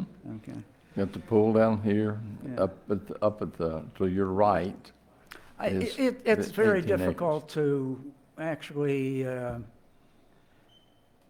see this, but what I understood from that technical review committee meeting was that only the residential portion is going to be in, quote, phase one. Now, in 2021, when this property was first rezoned, there was a very different plan. And there was also a consideration of phase one, phase two, phase three. Phase one actually contained all of the commercial development. So in the rezoning application, we were told that first we're going to build the Helms College, the retail outlets, farmers market, etc. Now we're told, no, that's maybe phase three. All right, now this is what we get in phase one. This is what we're talking about with this MOU.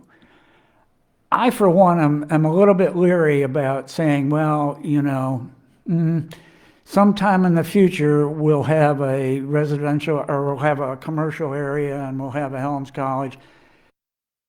I know promises, but this gentleman is probably very reliable, but he cannot predict what's going to happen in 5 years. You just can't. Another issue that I have is with this changing business is that this MOU came to us, this board, in September of last year, 2024. Since September of 2024, this MOU has changed. It's gone from 310 houses to 275. I don't know, Rick, is it now 250? Okay. So maybe if we table this for a while, we'll get down to 100. I don't know. Is it possible? Hey, Rick? I mean, if we pay attention to the fire chief and put the buildings a little bit further apart as he would like, maybe we'll. Anyway, the other major change that I see between the September thing and the current one is very curious. In both MOUs, it says that year one begins with 100 units having a certificate of occupancy. Now, in the September version, those 100 units were valued at about $31 million. Today, those same 100 units in year one are only valued at $24 million. What happened to the $7 million? Are we downgrading the materials? I don't understand how we lose $7 million worth of value in 5 months. The other thing that's happened is of course that the tax abatement has gone from 77.5% down to 75% in today's MOU. And I would like somebody to explain to me, are we only getting 75% of the 55 acres? What does that 75% represent? Is the other 25% the commercial part? Is that due to the fact that you're required under CPUD to have only 25% in commercial as a minimum? And so that is not covered in the tax abatement. I don't quite understand, if we're only abating 55 acres, are we counting the entire property as 100% tax abatement and only granting 75%? Maybe Mr. Brown could explain to me why we are granting a 75% tax abatement. It's a good question, Commissioner, and it does not come quickly from reviewing the MOU, which I know is voluminous, but the idea It's only is 41 pages. I can make it longer. As an attorney, you should be, that's like an abridged version. I'll submit my invoice by the word. But ultimately, the 75% number is not connected to the property size. The 75% is the valuation versus the payment in lieu of taxes. So it's a savings of roughly 75% if the property were fully valued at build out, and then 25% is the pilot. It doesn't affect the other remaining acres. The idea behind the abatement is there'll always be, and that's why the numbers changed a bit when the project sizing went down, there'll always be monies 25% coming into the county and the Board of Education from year one. What, I don't understand, what 25% of the assessed, or the taxable amount? What it would normally be if it were taxed So at full if the value. millage rate goes from, say for the county, goes from 6.1 to 8.1, that percentage would decrease? That's a great question. So this is a payment in lieu of taxes transaction, not a millage-based float. And so it is based on the guaranteed amount of whatever the value is, multiplied out over the time, with a 0.5% increase each year. So it assumes that that value increases. Sometimes your board particularly has been able to roll back millages. And if you're able to roll back millages, that would mean decreases over the time. And the PDA, while they very much want the development, did not think it would be fair to offer both an abatement to equal the development cost and affordability to have decreases with millage. So there is no decrease in the pilot, even if the millages change.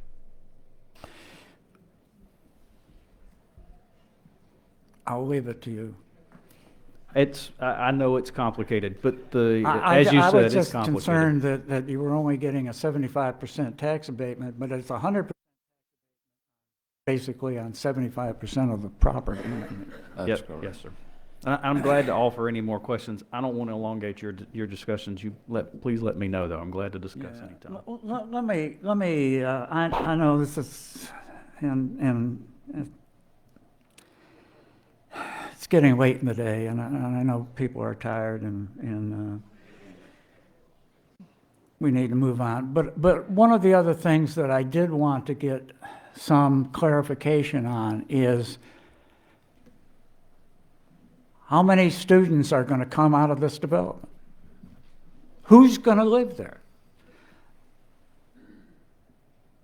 In one document that I've seen, that it said, "Oh, this is for our workforce people. This is going affordable housing for our service workers." Well, of course, it's not affordable for the service workers, but so in another piece it says, no, this is going to be for retirees, mostly people, so they won't have any kids, so we won't have to worry about the school costs. I don't know which it's going to be, but I don't think that this is designed as an over 55 community.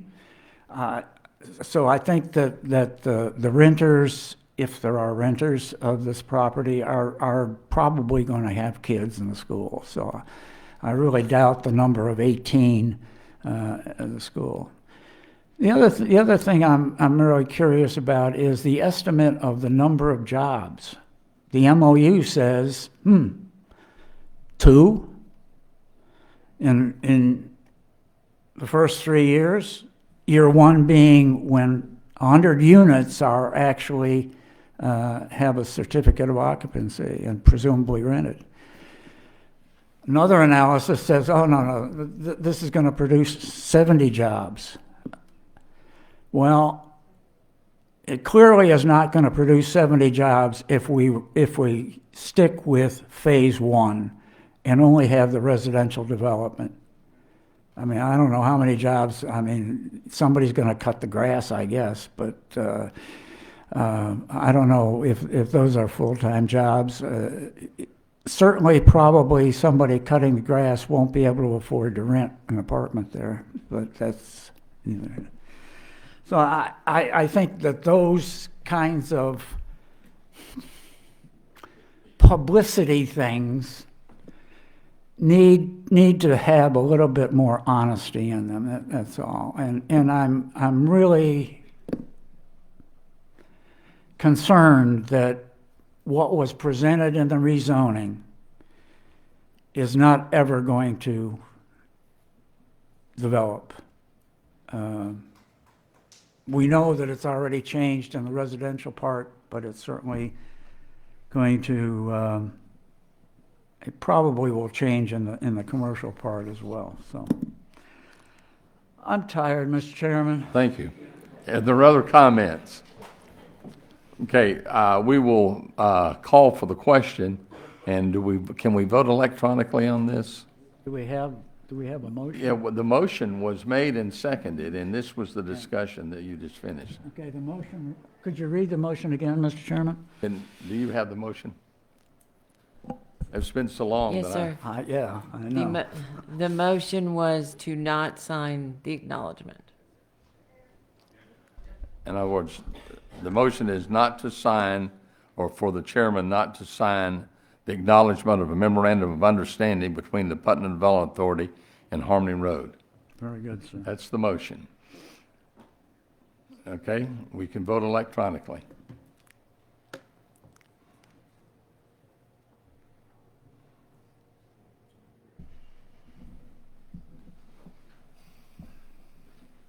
Voting is complete. Districts 1, 2, 3, and 4 vote to not authorize the chairman. Now, I want to bring something back. Is there another motion concerning, there was asked for public meetings, there was asked to get with the Putnam Development Authority and rework some things.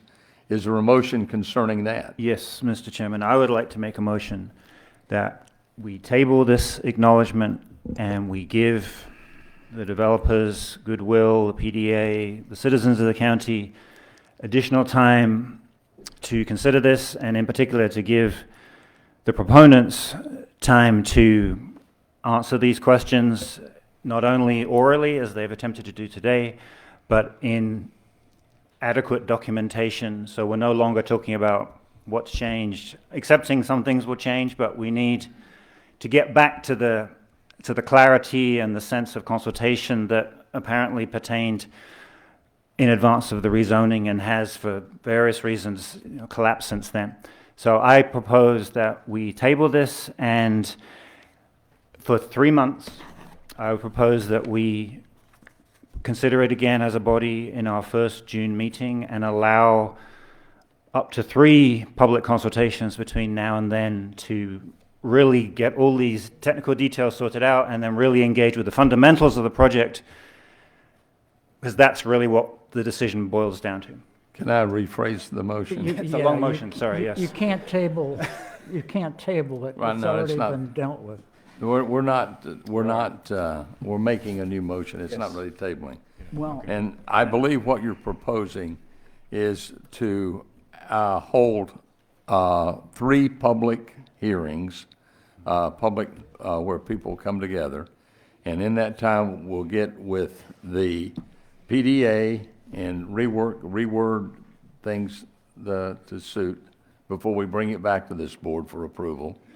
Correct. And have an opportunity for the citizens of this county to come and have a meeting. So you're proposing we have 3 meetings, we delay for 3 months, over a 3-month period. So let's see, this is February, so March, April, May, we'll bring it back up in May. Yes, Mr. Chairman. Is that correct? That is my motion. Okay, do I have a motion straight?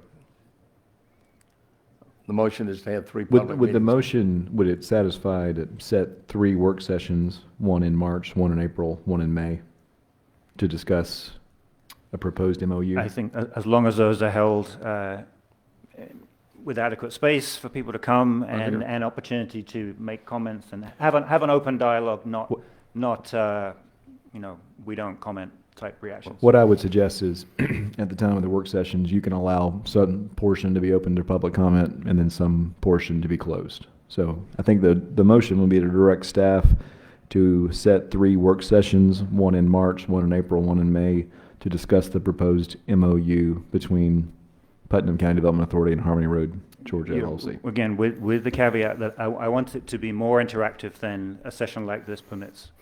So if a work session does not permit that, then I think we need a more open public forum, at least for some of the interaction. Just have a public. I'll go to the attorney for the phrasing. I think we're saying the same thing. I think so. Let me try to work with the clerk on what that motion might look like, Mr. Chairman. I hate to make everybody wait longer, but... And I think the meetings, you've got to have one early and one late so that folks can come at 10 o'clock and then somebody can come at 6 o'clock. I mean, we need to schedule those meetings so that those folks at work can come at 6. And that was mentioned in the discussion. You agree with that? Yeah. Yeah, Mr. Chairman, I think it is against our ordinance to take an action item without. Essentially, what you've done is you have not moved on a proposed contract. It would be certainly appropriate for the body or the entities to reform, make changes, present a new contract. I would suggest that if you're going to have the exact same agreement before you, then you might run into issues. But quite frankly, it's a negotiation between the parties as to what terms you could abide by, what terms you couldn't. But I will say this: I would never stop you from making that argument in the future, and I'm assuming you will, Commissioner Hersey. So. Okay, we have a motion. Do we have a second? Second. We have a motion and a second on the floor. Is there further discussion? The attorney says it's legal. I hear no discussion. I'll call for the question and a vote. We'll start with District 1. Aye. District 2. Aye. District 3. I'm gonna. I'm gonna vote no. I think it is illegal to take an action item that has not been offered to this board for consideration for more than 10 minutes. Noted. Let's see, commissioners from District 1, 2, 4 vote aye. The commissioner from District 3 votes no. The motion carries, and we will schedule those meetings. We'll authorize the staff to schedule those meetings. Moving along to item number 9. This is the authorization for the chairman to sign a resolution to transfer surplus property to the Eatonton-Putnam Water and Sewer Authority. County Manager Paul Van Hout will explain. Yes, a while back we have surplus the vehicle that is essentially yard art in the shop. The truck is up on the screen, and Bryce with EPSWA is asking if we could send that over to EPSWA. So since it's been advertised and surplus, it just needs a resolution from y'all to send it over to the Eaton-Putnam Water Sewer Authority. Does it move? We have a motion, and do we have a second? Second. Nobody wants it. A motion and a second to authorize the chairman to sign the resolution to transfer surplus property to the Eaton-Putnam Water and Sewer Authority. Any discussion? The motion was made by Tom McElhaney and seconded by Jeff Wooten. And can we put up a vote electronically? I didn't hear anybody want to discuss it.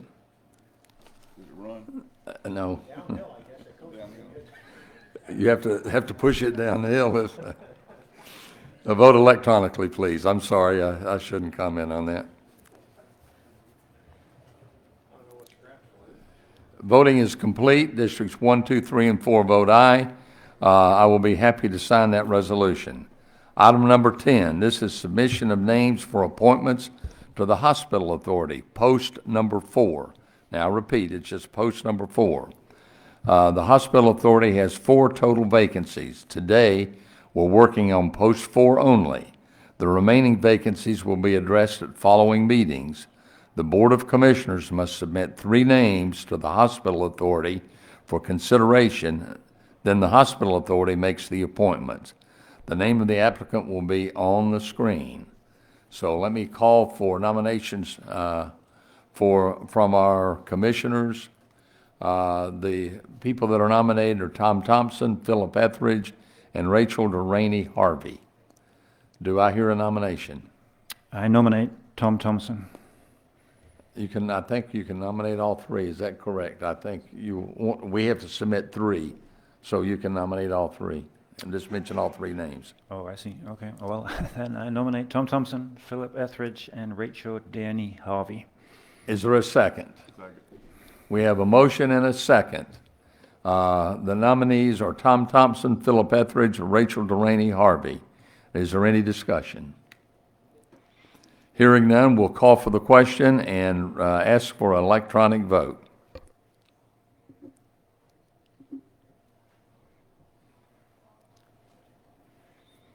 Voting is complete. Districts 1, 2, 3, and 4 vote aye. We will be more than happy to submit those 3 names and then be prepared at next meeting to go for the other. There are 3 other vacancies. Item number 11, the county manager's report. Paul? No report, sir. County attorney report.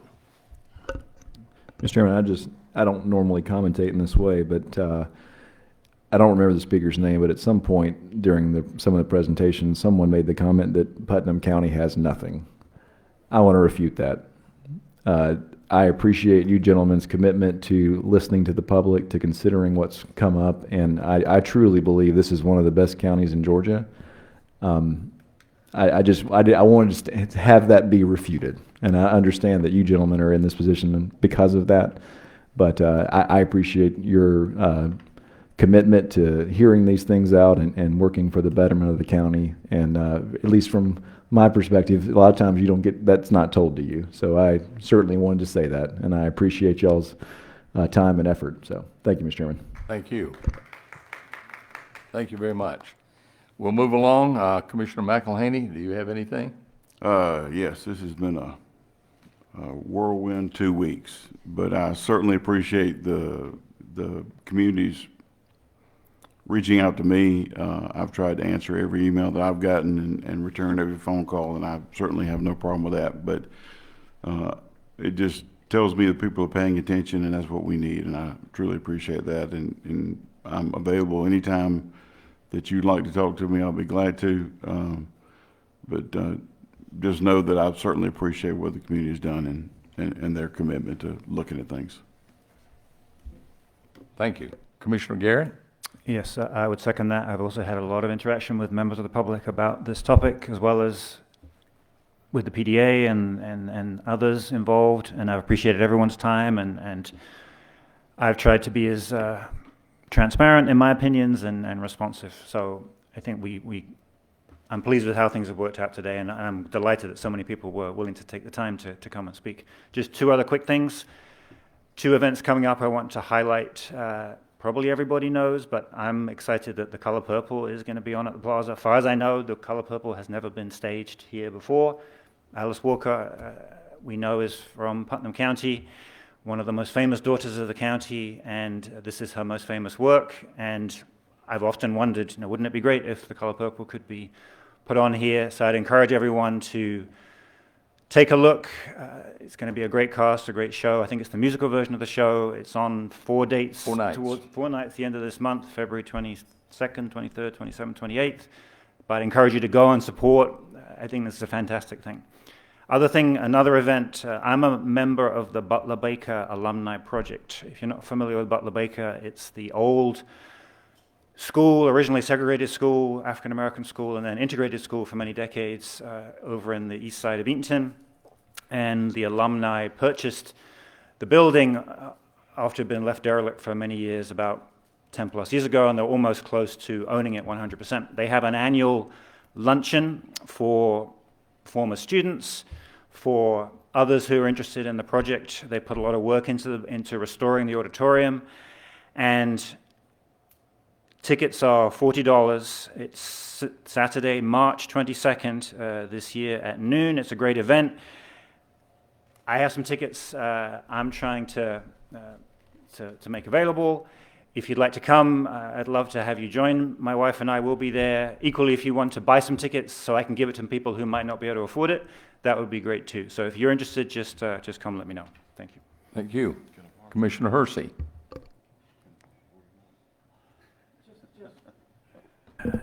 Just one thing, and that is that I will probably for the second meeting in March introduce a request to hold public hearings to amend the ordinance to abolish the PUD components of zoning.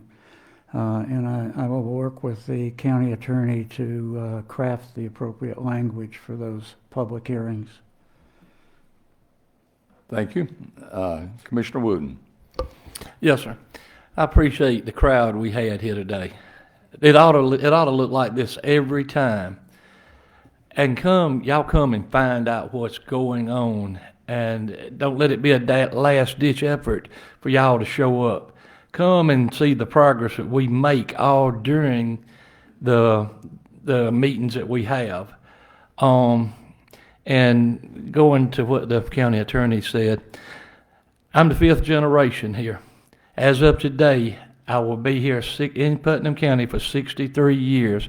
And for somebody to come up here and say that we had nothing, now, I'm telling you now, we come a long way. I've seen dirt roads, we got paved roads, we got law enforcement top grade, emergency services top grade, fire services. We're top of the line here now, at no additional cost pretty much to the taxpayers. Now, I appreciate y'all being here, and that's pretty much all I got to say. I want to say a couple of words, and thank you, Jeff. I've only been in Putnam County 29 years, and I can tell you that today we're ahead of where we were 29 years ago.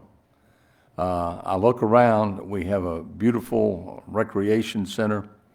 We have the best sheriff in this whole state.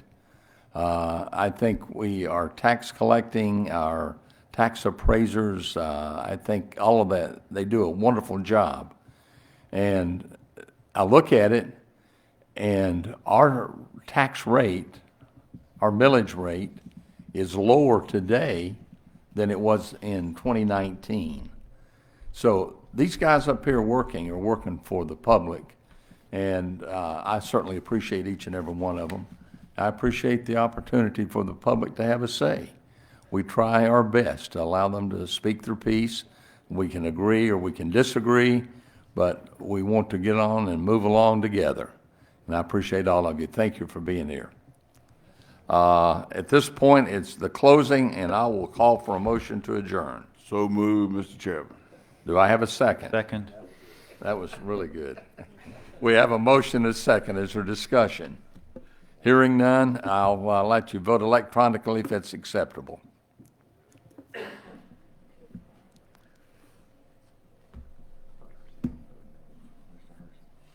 No. How do you vote? No. Vote to adjourn or I'm not ready to go home. Are you? Everybody's voted but you. I'm sorry, I was filling up. Come on. Well, there we go. Voting is complete. Districts 1, 2, 3, and 4 vote aye. This concludes the business of this regular business meeting, and I declare this meeting adjourned.